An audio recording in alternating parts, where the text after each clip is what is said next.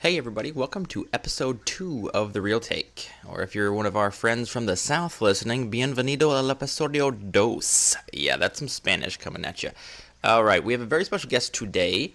He has been teaching music for 48 years. You did not hear that wrong. That is 48. That is much longer than I've been alive, so that's impressive. He is a multi-talented musical genius, as some would call him. Probably himself, perhaps. Either way, he knows a lot about movies. So not just music. He sees more movies than probably anyone I know. I know, actually, for sure, anyone I know. His name is, drum roll please, Roger Bierschwal. So Roger and I had a nice conversation about multiple things, with one of them being 1987. So our flashback year that we did talk about was 1987, so lots of good stuff coming out that year. The franchise battle was the Beauty and the Beast. We compared the animated versus the live action.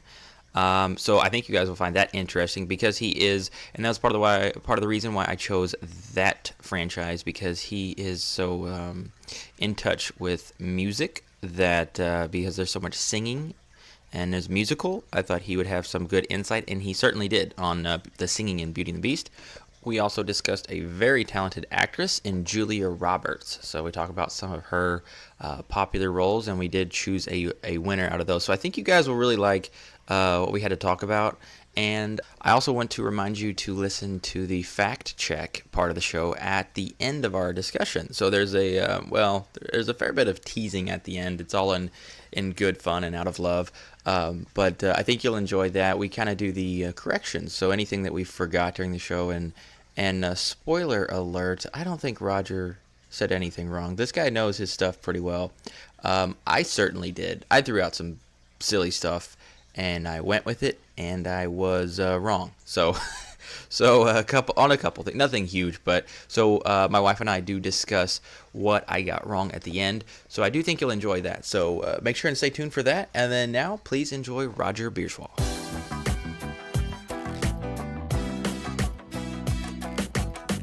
All right, we will start off with our flashback year, which is 1987. So what was going on in 87? We were going to talk about basketball for 2.3 seconds. It's the Los Angeles Lakers. Okay, moving on. Baseball, the Twins won. The New York Giants won the Super Bowl. So we're just kind of covering what was going on in 87. Mm-hmm. So president was Reagan, wonderful actor. Better actor or president? Probably better actor. He was the 40th president, and he was the oldest president we ever had starting out. Until Trump. Interesting. Yeah. I did not know that. Best-selling album was Slippery When Wet by Bon Jovi. You Bon Jovi fan? Yeah, You Give Love a Bad Name, Living on a Prayer, and Wanted Dead or Alive is my favorite. Those are his best, in my opinion. That's the best album. Yeah. Definitely. Very good. So 1987, average cost of a gallon of gas, and this is just nationwide, of course. It's not specific to any area or region. 90 cents. Yesterday it was $2.72 where I live. Take me back. Movie ticket average for the country, $3.91. Yeah, it's not that much more if you're a senior citizen on Tuesday. $5. Yeah. And free popcorn. Right. College student prices are pretty close to that too. Yeah. And if you're looking at average ticket just for a regular, say, a weekend in the evening, you're looking at least $10. Yeah. I would say for most places in the country. But so a little bit different. But no, you're right. As long as you catch them on a good time. Mm-hmm. So some of the popular movies from 1987: Dirty Dancing, classic; Lethal Weapon, The Untouchables, Spaceballs, Beverly Hills Cop 2, Good Morning Vietnam, Planes, Trains, and Automobiles, The Running Man, Harry and the Hendersons, Brave Little Toaster, and Wall Street. Are you a fan of any of those stick out to you? The only one I haven't seen is Brave Little Toaster. But my top three would be Dirty Dancing, Moonstruck, which you left out. Yeah, I did. Whoops. And Fatal Attraction, which you left out. Yeah. I love Fatal Attraction. Fatal Attraction, yeah. But I'd like to put a really weird one in there. Okay. I like Nuts with Barbra Streisand because she was kind of crazy. Yeah. But there's one called The Whales of August. It's got really, really, really old people. Betty Davis, Lillian Gish. How old were they? They were in their 80s. They were in their Really? way up in their 80s. Wow. Yeah. Is it a Betty comedy? Davis? No, Betty Davis had a stroke, so her face was Oh. not right, and Ann Southern was in it, and she had her back problems really bad. But Lillian Gish was the oldest one in it, and she was the most spry. Wow. It's a really good Sounds movie. good. Yeah. Dirty Dancing, love it. Indifferent. Oh yeah, I loved it. Love it. I loved it. Spaceballs is a funny. Yeah. Oh my gosh, if you, I mean, it's really silly. Spoof off of Star Wars, of course. That's a good one. So I'm gonna move on. So those are just some of the popular ones, and I'm glad. Thank you for mentioning the others that I didn't have on the list. So I'm gonna get to my top 3. Cool. And we're covering. This is by no means highest grossing or critically acclaimed. These are just 3 that I enjoyed. RoboCop, number 3. It's directed by, I don't even know how to say his last name, Paul Verhoeven, I suppose, starring Peter Weller and Nancy Allen. So RoboCop, honestly, this isn't one of my absolute favorites of all time, but from '87 specifically. I just picked one that I've seen and I liked. So kind of a cool story. I like the newer. Did you see the newer one that came out a few years back? And there are some quotes from RoboCop that are, in Yeah. trivia contests they ask about RoboCop Yeah. too. So it's pretty good to It's know kind of a about it. neat themed, cop that gets injured, that gets Yeah. replaced with robotic parts, and hence the name RoboCop. But it's pretty good. Predator, good action flick. Arnold Schwarzenegger, of course. Pretty intense stuff for '87. I thought it was cool, especially as I first saw it as a little kid. So Yeah. But I thought that was a good one too. It's probably scary for you as a little kid. Yeah, though. yeah. First time I saw it, it came out. Sorry to bring this up. I was not born yet in '87, but I saw it. I was pretty young when I did see it, and it was pretty scary. The monster was like you could see through it or something. Yeah, for a it while. could. It like That would be camouflage scary to a kid, I think. Yeah, I think I was probably 6 or 7 when I saw it on TV. So Okay. a little bit young for scary Yeah. stuff. Probably should have. I probably watched it secretly without parents knowing. But number 1. Now this one, the number 2 and 3 of the Predator and RoboCop were just movies that I picked out from '87. Now my number 1 is actually a favorite of all time, no matter regardless of the year. I love The Princess Bride, It's great. directed by Rob Reiner and AKA the Meathead from All in the Family. Lots of good quotes from that too. Lots of good trivia. In Oh that my one. goodness, it's such a quotable film. Yeah. So many good lines, so many funny one-liners. I love the part with the ROUSs when they're in the forest, and she brings up, "Do you believe in the ROUS?" And he goes, "No, I don't believe they exist." And then of course one jumps Then on him they're right there. there, Yeah. yeah. So many. Oh my goodness, so many good quotes. Do you have any favorites from? Any As favorite? you wish. Yeah, that's, That's always good to say. And when you say it to somebody, they go, "I know that movie." yeah. As long as they've seen the movie, I got it. Yeah. Yeah. Never mess with a Sicilian. Yeah. And Buttercup was such a dumb name for a girl. Yeah. But it sounds like a cow. Yeah, but it does.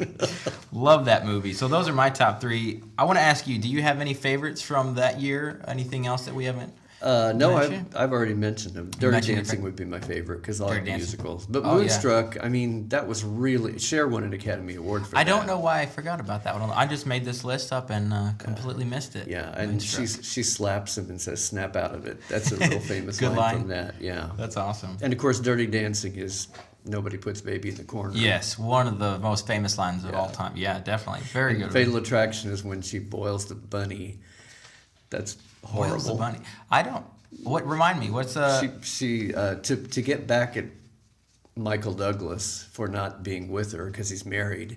She finds this bunny that's a child's pet and puts it in boiling water. Ouch. It's horrible. I don't remember It's that. horrible. Wow. It is horrible. Well, thank you. That is some nice input on. I didn't remember the boiling bunny, so. Yeah, probably Thanks for you that. probably weren't allowed to see that. It's probably too I scary. know I've seen for at a least kid. parts of it. It was probably one of those things where I've seen bits and pieces on TV and never watched it all the way through. But I'll look out for the boiling bunny next time.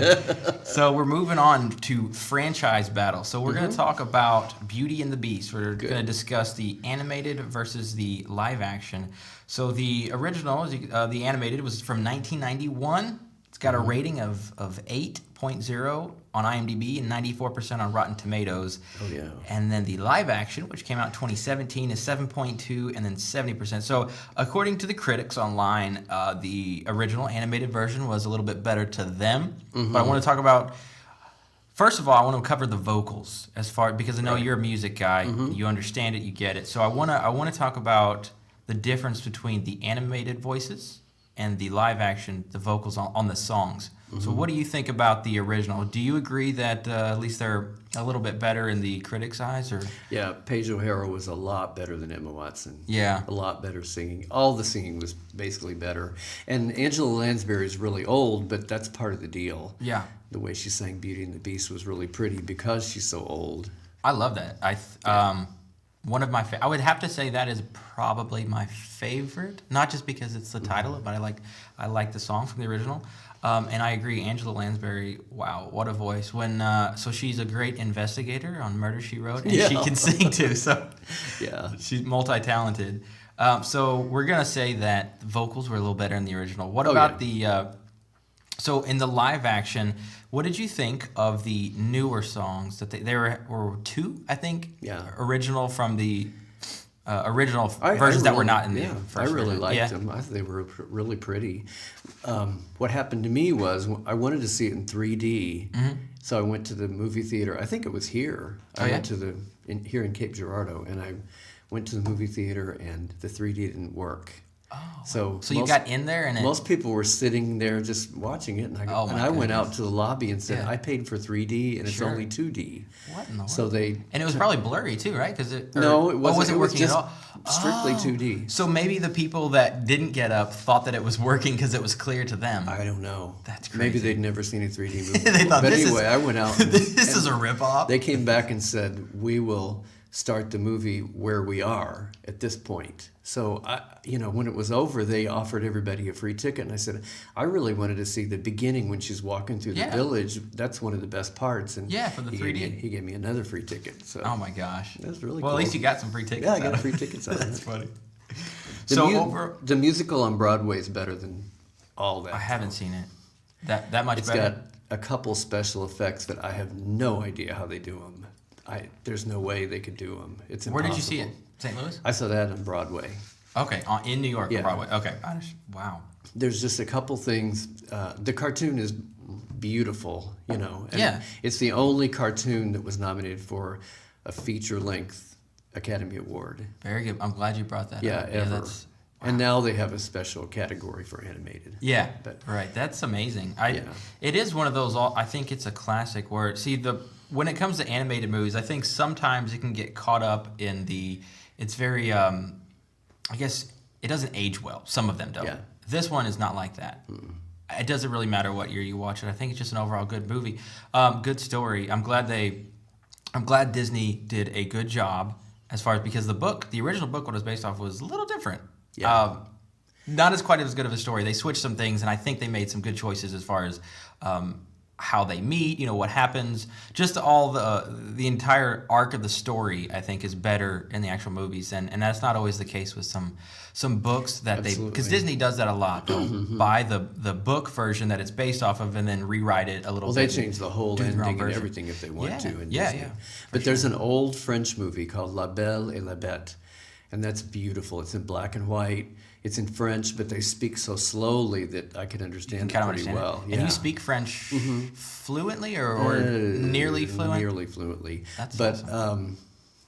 The black and white is just beautiful, and they blur things a little bit. And I think there's a famous actress, I can't remember who it is, but after she saw the movie, she said, "I want the Beast back." Oh, yeah. She liked the Beast better than the Prince. Oh, wow. That's hilarious. About what time frame? When did that come out? Gosh, I don't know when that was. That's really old. Wow. I'm sure we can look it up if needed. Mm-hmm. So, okay, but the last thing we're going to cover on the franchise battle is overall, as far as the acting, I guess you could say, in the live action, the music, everything, story, how they played it out.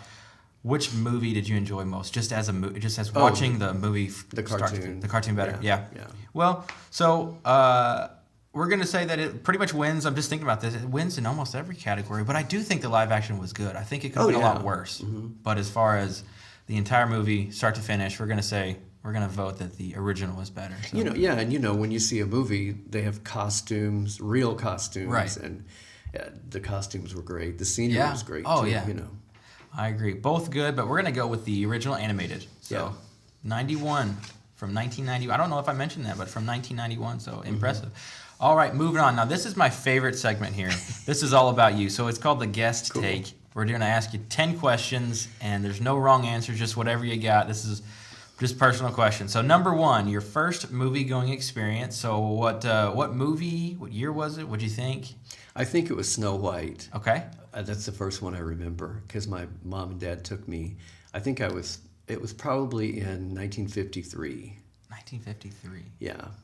And the thing I remember was Dopey swallowed some soap and bubbles were coming. I always thought that was really funny. So no, that's what cool. I remember the most. I'm always curious what people remember, especially as a child, what they take away from the movie. Because obviously you take away different things as an adult, but as a kid, so the bubbles coming out of Dopey, that good was memory. Really funny, I guess. Okay, so, and did you say 53, right? Uh-huh. So, sorry. It wasn't when it came out. Right. It came out way before that. Before that, They would re-release those, sure. for kids. How old were you in 53, did you say? Did you 5. say that already? 5? Okay. So that's close to, I think I went to my first when I was 4 or 5. So, yeah, I think that's a popular age to see stuff. It's amazing how impressionable you are at that age of what you were. I'm glad you mentioned what you took away because I'm always curious what, little kids. Watching it now is obviously a lot different. I'm always curious what kids take away from it. Yeah, I think I knew you shouldn't eat soap. I knew that when I was 5. But it was funny that they did it in the movie. Yeah. Okay, so number 2 is the last movie that you saw in theaters. Unfortunately, it was Deadpool 2. Unfortunately? Yeah. I'm going to take it really dirty. Didn't care for it? Yeah, really dirty. It's really funny, but it's really dirty. A little raunchy. Yeah. Gotcha. Number 3, movie that made you cry or become emotional. I know there's probably multiple. Yeah, but the number 1 is Shenandoah with Jimmy Stewart. Okay. I cried out loud on that one. Wow, ugly cry. It's so, it's like during the Civil War and practically everybody dies. So wow, it's just that sounds depressing. And they made a musical out of it on Broadway, but it's really sad. Wow, sounds sad. Yeah. Jimmy Stewart, love that guy. Yeah, he's great. Number 4, worst movie you've ever seen. Did you have to think about this for a while, No. or did it? Oh boy. No, I talked to my niece a couple days ago, and we agreed that Howard the Duck is the worst movie we've ever seen. Yeah. It's on the list. It's on all the lists of the worst movies ever. Yes. We should have obvious asked, reasons. I went with a whole bunch of family people, and we should have asked for our money back because it was really stupid. From the production company, not from the movie theater. Yeah. Why did you do this? Yeah. Yeah. Number 5, movie you're embarrassed to say you've never seen. Now, I want to clarify real quick before you give your answer. It doesn't necessarily have to be something you're embarrassed about. Maybe just a movie that people would be surprised that you've never seen. No, I'm embarrassed that I've never seen Goodfellas. Goodfellas, okay. That's Martin Scorsese's movie. Yeah. Everybody talks about it. I just never... When it's on TV, there's something else, and I just never saw it. So just never got around to it. So it's not that you don't want to see it. It's just, no, I'd like to see it. Just like, I like The Godfather and all those, Yeah. so I'd probably like it. I'm sure, yeah. Number 6, favorite scene in a movie. Did you have to think about it long, or do you have one that's like... I know what it is. You know, really? It's from My Favorite Year with Peter O'Toole. Uh-huh. And they're at the star's mother's house, and he's so embarrassed by everything his mother says. Sure. She says, "Welcome to our humble chapeau," and he goes, "That's a hat," because he brings this movie star to meet his parents. It's so embarrassing. And so the funniest thing, and I got on the floor laughing. Welcome to our from humble this. hat. Yeah. So they asked the neighbors to come over because they were going to have a famous movie star there. So this old woman comes in wearing her wedding dress. She's all dressed up. And she said, and the mother says, "Oh, you look so nice." And she goes, "Oh, I only wore it once." And I got on the floor rolling then. That's hilarious. When was that? Do you know what year that came out? No, I don't know. Okay, fair enough. Your dream co-star, number 7. Who would be your dream co-star in this fake world that you're in famous the fake actor? world, it would be Barbra Streisand, and I'd probably be so nervous I wouldn't be able to Could hardly breathe. do it. I'd Yeah. probably die right there. That's hilarious. Favorite line in the movie, number 8. It's from As Good as It Gets, and I have this on my refrigerator. It says, "Go sell crazy somewhere else. We're all stocked up here." Good line. I love when he says that. Very good line. Yeah. Number 9 is your guilty pleasure movie. So something that either tanked at the box office or that most people didn't care for that you do. This really didn't tank, but a lot of people don't like this. Okay, fair enough. Yeah. Mamma Mia. Oh, really? Because I'm ashamed that I like ABBA so much. Because that's a guilty pleasure. For Really? Me. See, I wouldn't be embarrassed. I like Mama. I love that movie. I love that. I saw the musical 2 or 3 times, and then I saw the movie a lot of times. Which singing did you prefer? What do you mean, which singing? On Broadway or in the movie? Oh, it was on Broadway. See, Pierce Brosnan as a singer. Probably in the movie. Not crazy, but really? Yeah, probably. Wow, very cool. Mamma Mia. So I don't know when what date exactly this will air, but as we're speaking, Mamma Mia 2 has not come out yet. Cher's in but that. it's about to. Yeah, you excited about that? Yeah, yeah. I like Cher. I've seen Cher. Oh yeah. Yeah, she's great. Awesome. Number 10, our last one here. These flew through this. Favorite movie of all time? The Way We Were with Barbra Streisand. Oh, that makes sense that she'd be your dream co-star. Yeah. Any idea when that came out? No. No, I'm gonna stop asking. I know where I was teaching, but I don't know what year it was. Okay. I don't know that I've seen it. So can you tell me a little bit about? Yeah, Barbra Streisand is a politically activated college student. Okay. And Robert Redford's just a nice-looking, easy, carefree guy who doesn't care that much about politics. But they fall in love, and it doesn't work out. This has a good story to it. Yeah, it's got a really good story. Awesome. Well, with the cast, just knowing Robert Redford and Barbra Streisand, it's got to be pretty good from both of those. Very talented. All right, we are finishing up with that. So moving on to the next segment is Who'd They Play Best? So today we're talking about Julia Roberts. Love her. Yes. So I've got to say, with some of the Who'd They Play Best, sometimes we talk about really talented actors and actresses, and other times it's just people who have happened to be in good movies, and I just kind of like their characters. But with this one in particular, in my opinion, I think she's one of the most talented actresses in Hollywood. I don't know, I just feel like she is able to invest emotionally in a role more than your average Joe in Hollywood. So a few of the honorable mentions are she was Erin Brockovich in the movie Erin Brockovich, obviously. Liz Gilbert in Eat, Pray, Love. She played Anna Scott in Notting Hill. Maggie Carpenter in Runaway Bride, Darby Shaw in The Pelican Brief, and I didn't mark down all of them. Do you have any more that I didn't? Any movies you liked her in that I didn't mark?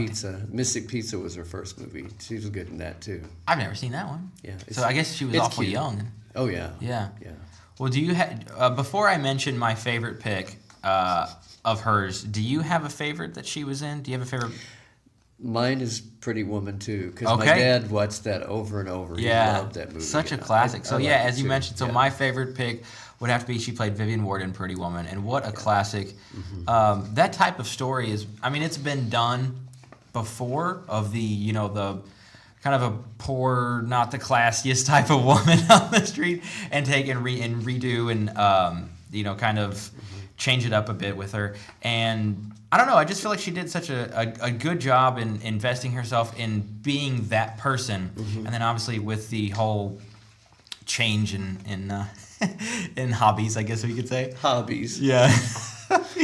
Well, she's beautiful. I think she's a really fun person. You know, when you see her on talk shows, she's really fun. Yeah. And she was fun in that movie. Yeah. And she was kind of mistreated by the shop people, you know.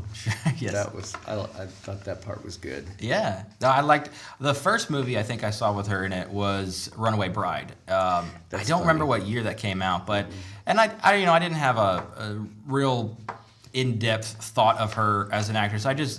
I was able to buy into who she was. And again, there are a number of actors and actresses that can do that, but there's a lot of them out there that just, you don't buy into the character that much. And I just feel like everything she's done, you always buy into it. Have you seen The Pelican Brief? Yeah. Love that movie. She can do serious, and she can do funny, and she can do a mix in the same movie, you know.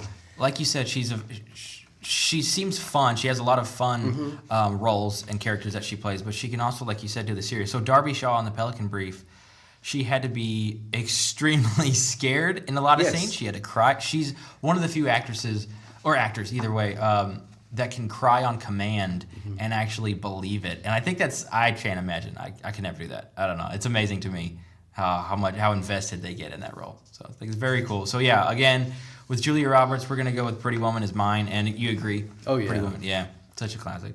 All right, moving on. Last segment here. We are flying through the suggested reel. Just going to briefly talk about it. Is a rom-com. You've Got Mail. It came out in 1998, directed by Nora Ephron, starring Tom Hanks and Meg Ryan. And here's a quick synopsis you'll find online for those who haven't seen it. Two business rivals who despise each other in real life unwittingly fall in love over the internet. So pretty simple, quick little sum up of what it is. But so you have seen this, I know. I've seen all But the... you've not only seen You've Got Mail, you've seen... Go ahead, sorry. It's from a play, which I haven't seen, called Perfumery. And I think that pretty much is like The Shop Around the Corner. The next one was Shop Around the Corner. And that's a wonderful black and white movie. Really wonderful. And so then they also made In the Good Old Summertime with Judy Garland and Ben Johnson. And I have seen it, but I don't really remember it. And then there's a musical play, She Loves Me, that's based on it. And then there's You've Got Mail. I think You've Got Mail is probably the least like the old play, because they make such a big deal out of the internet and America Online and You've Got Mail, and her boyfriend boyfriend doesn't like the internet. Right. He has typewriters as a hobby. Two of them are the same. Yeah, he's kind of against. But they make a whole... Name one thing that we've gotten from electricity, from technology. Well, and she goes, electricity, and he goes, name another one. That's one. Yeah, he's hilarious. I love, and I can't really speak about the previous ones that you've seen because I haven't seen them. So you're the pro here on the story, on the backstory. But I think that makes sense, like you said, that it's the least like the others, just because of the time frame of '98. They obviously couldn't talk about the internet in the other ones that came out before the internet existed, so they obviously have to adjust the storyline a bit. But I think it's such a good story, especially the timing. So they really get the timing right, because they filmed it in '97, actually came out in '98. So at that time frame, the internet was brand new. And yet I find it funny. I feel like they were ahead of the curve quite a bit, because they even talk about in the movie, again, thinking back to 97, nobody was talking like this. But they said, we used postage back in my day, letters, handwritten things. And they said, yeah, I've heard of it. So there's a number of references that I feel like we're still talking about, jokes about used to write letters. And we're such in this internet age now. And yet in '98, they were talking as if mailing was dead. And so I feel like they were way ahead of the curve on this whole, because who could imagine all the online dating sites now? And they were doing this back in, well, again, story was '97. So I just feel like they did a really good job of finding the good timing of the story. And it came out, there could not have been a better time for this movie to come out, because everyone was interested in computers and the internet. And it was, people, I guess, were realizing it wasn't just a fad, and they were taking over. As they talk about, as Meg Ryan's boyfriend at the start is talking about how they had to shut down all the computers in some office, I forget exactly where he said, because the whole staff was playing solitaire. I was like, wow, how they've advanced, and computers just taken over since then. I feel like that's one thing. That's why I put this on the suggested reel, because I feel like the story matched the year and the time it came out more than most movies I can think of as far as timing. And one thing they really emphasize is the big box stores, the big, huge stores that sell books cheaply. They beat out this little shop, which people loved. Yeah. And that's still happening today. Yeah, definitely. The big malls are going out, and the little... Yeah. And even those are going out. It's just... internet's taken over. Yeah, definitely. Amazon has really taken over. Yeah, that's one of the biggest retailers. With the movie, I've watched this movie countless times. It's one of my favorites of all time. That's, again, why I had it on here. But I just thought it was cool that they the way they shot it. I watched some of the behind the scenes stuff on it, and they had like 24 hours to shoot the grocery store scene. They were not, Barnes and Noble was not very happy with it. Yeah, they weren't real happy with letting them shoot in there. I think they were only allowed to shoot for a very short time, or they didn't really want them in there, and so they just had a lot of complications in shooting. And I feel like it came out fantastically despite all those things. So I just feel like it's an overall really good movie. And who doesn't love Tom Hanks? So yeah, and Meg Ryan. too. She's great. It's I know a lot of people love them as a couple. Because in the '90s they were in a handful of movies together that they played a couple that were. They fall in love when they didn't really know each other at first. So it's kind of a similar storyline. But yeah, great couple, great acting couple. Well, one thing that is consistent in three of these is they're supposed to meet at a cafe, and she's got a, book with a flower in it. And that's in Shop Around the Corner and You've Got Mail, and She Loves Me, the musical. It's in all of them. So that's So one how did thing. they? I'm curious. In the shop around the corner, how did they meet? Since it's not the internet and through. They work at the same store. They work at like a leather goods store. Okay. And she comes in asking for a job, and he doesn't even want to bother with her. Yeah. But they have this music box that the big boss is trying to sell. Okay. And so she picks it up and actually sells it to a lady who comes in. Oh, okay. And so they see how good she is at sales, Sure. and they hire her. But they don't like each other. Yeah. Okay. So And then that's by a the end of leather it, I shop, assume they yeah. they I get think together. in the good old summertime, it's a music shop, and in the musical "She Loves Me," it's a store pretty similar to that perfumery in the very Okay. first one. It says Oh, it has like shampoo and perfume and stuff for ladies, and so Gotcha. yeah, the musical's wonderful. Is it? And Yeah. it was the first Broadway musical that went live screen. I mean, they photographed it live. Oh, cool. So I think I went to see it at the movie theater that night it came out. So Oh, very interesting. Thank you for all your. So I know, as I Sure. mentioned before, you're the pro on. You've seen. How many movies do you say you see per month? well, I see probably not 8, probably about 5 or 6. a month. So at Yeah. least one a week, right? Oh yeah, at So least you one see, a week. I gotta say, but for all the people that are on the show, you probably see more movies than the rest. I Oh would my say gosh! it's- Well, I'm so old. I've seen Well- more than anybody for sure. Well, still on a regular basis, though. That's Yeah. impressive. So thank you for bringing your movie knowledge. So we're moving on to the final take. The last thing. Did we forget to mention anything? Do you have any final thoughts on? Did we get it? We got it all covered. No, I think my tastes are so eclectic and run all over the place. You Yeah. know. I enjoy all kinds of movies, all kinds of crazy things. Well, sure. So I know obviously you're a fan of movies. We talked about you see a lot of movies, but being such a musically inclined, Yeah. I would have assumed that musicals are kind of higher on your list. Do you have? I don't think I mentioned this, but do you have a favorite musical of all time? Or is it hard to Probably pick? Les Mis, Les Okay. Miserables. It's wonderful live, but the movie was great too. That was really good. Now, is that how many movies, how many Les Mis are there? Because I know wasn't it a remake in the. Well, there's Just more recent? the straight film. Just there's a couple of those. Sure. At least a couple. Yeah. And it seems like there was a mini series or something Oh, too. really? But I don't know for sure. So the most recent one is one you're referring to with Hugh Jackman. Yeah, and- Hugh Jackman. Okay, the most gotcha. recent, yeah. Yeah. Do you have any favorites as far as their singing? Did anyone do an outstanding job, or were they all just pretty solid? I as far thought he as- was really good. I think he used too much vibrato for that, but Yeah. it was kind of. Was it surprising that he was that good? Oh, Hugh yeah. Jackman. No, he's really good. Yeah. he was great. He in does it. some Broadway, am I right? Does he? Yeah, he's done Little The bit? Boy from Oz and Oklahoma. Okay, on Broadway. Oklahoma's the one I knew I thought I heard Yeah. that he was in, that he was good. But he was great in The Greatest Showman. He didn't use as Yeah. much vibrato, and it was. I mean, you have to be appropriate with that, you know. Right. So he was great. in I that, heard, too. and I don't know. I hate to say this if it's fake news, but I heard, I heard that he was not supposed to sing. That his doctor recommended him not use his vocal cords in shooting The Greatest Showman, and that he went against their. Now that may be a little exaggerated, but apparently he had some vocal cord issues of some kind, and he didn't hear anything about that. I think there might have been something in the Maybe that extras was- on the movie, but I Yeah. don't remember really. That may have been a little exaggerated story or partially about, but I thought so. Either way, he did a good job there. All right, well, I think that sums it up. So thanks again for being on the show. I appreciate all gosh. your music and movie knowledge. I appreciate it too. Thanks for having me. Thanks. All right, bye. Stay tuned if you'd like to hear my wife correct me on multiple things.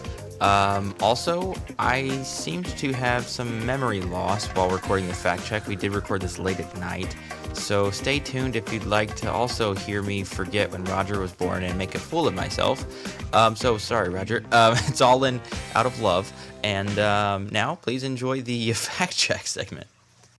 All right, everybody, we are starting on fact check number 2, episode 2, on good old Mr. Roger. Mr. Rogers. So, how many corrections were there in this? Oh, Not an exact number, but like more or less. probably like 11. 10 or Okay, 11. that's not. Well, it's not great, but not terrible. For the most part, they're dates, so it's not too much to go over. Well, this is all kind of new to me because it's been a while since we recorded this episode, and I honestly don't remember anything from it. So this will be fun. Okay, what do we got? What's the first one? The first one, you guys were talking about Beauty and the Beast, and it was asked what the first one that came out was, and that was the first version of it. Yeah. Okay. 1946, La Belle et la Good Bête. Lord, that's probably when Roger was born.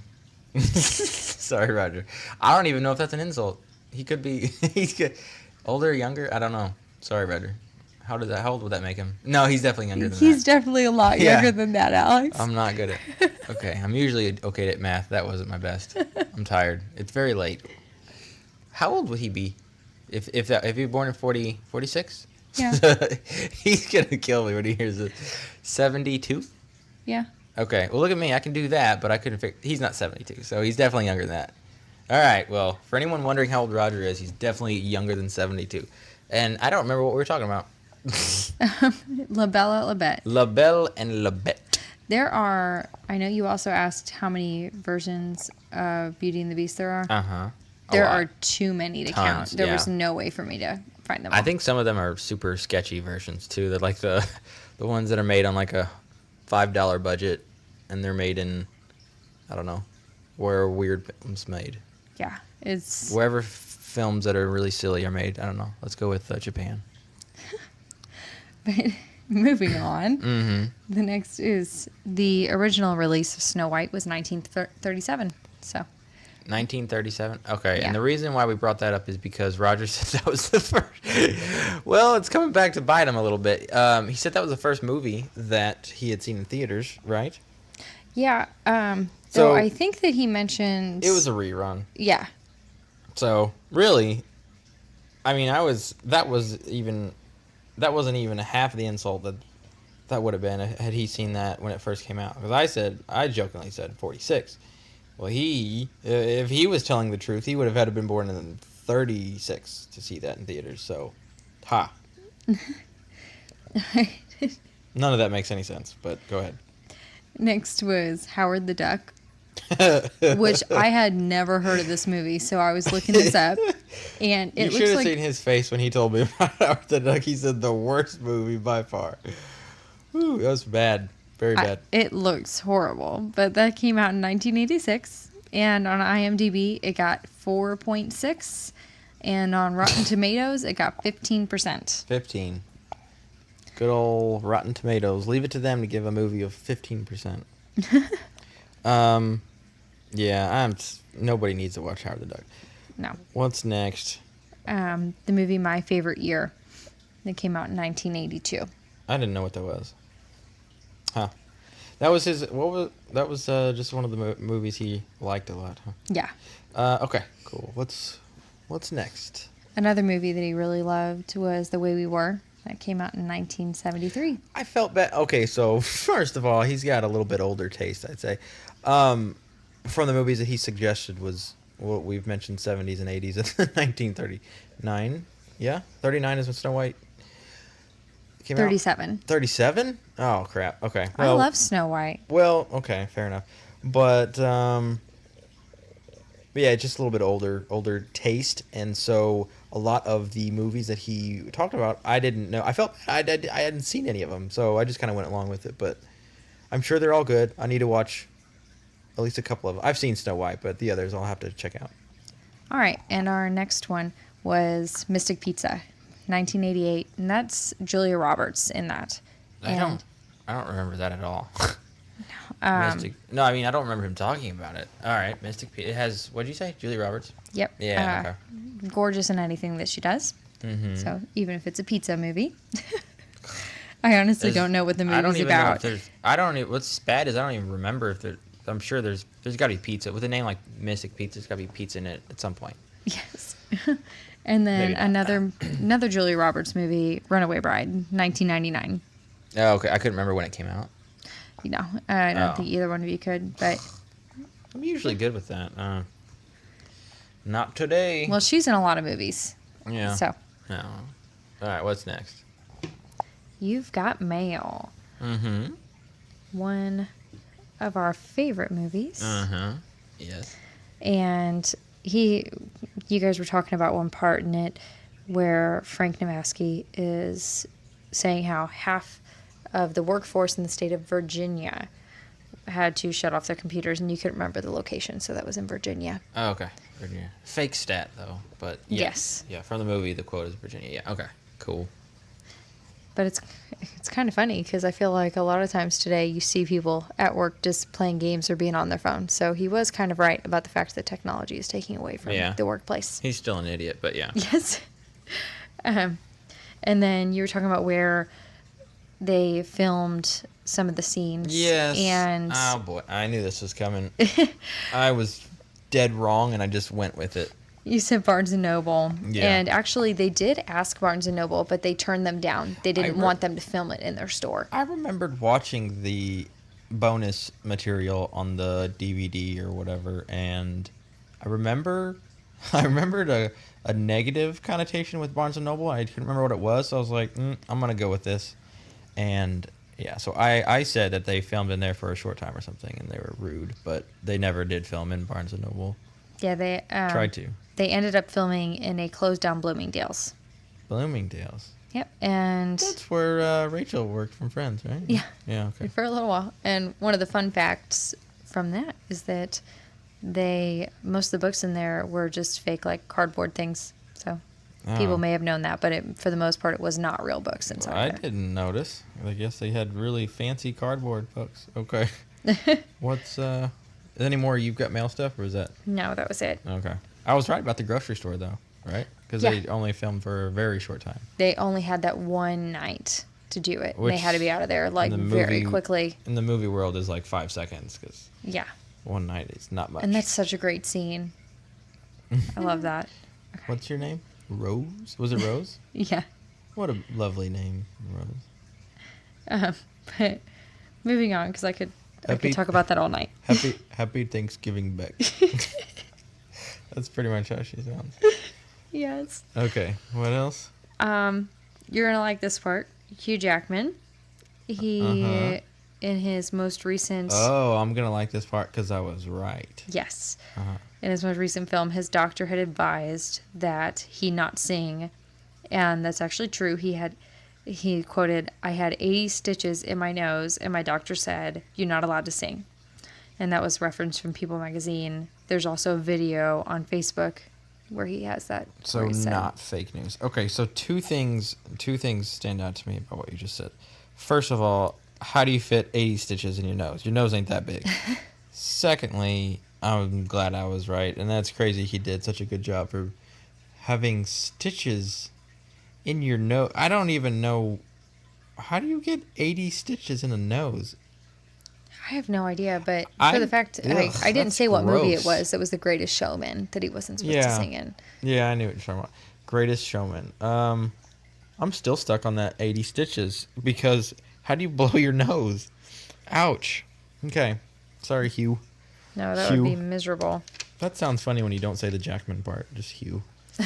Yeah. Weird. Is there another page full of mistakes Nope. I've made? That's it? That's it. That was the last one. That's not bad. Did Roger say anything wrong? Or is this all me? No, he just couldn't remember things. He is 72. Alex. Not really. Okay. So that's good? We're good? Yeah, we're All good. right. All right. See you guys later.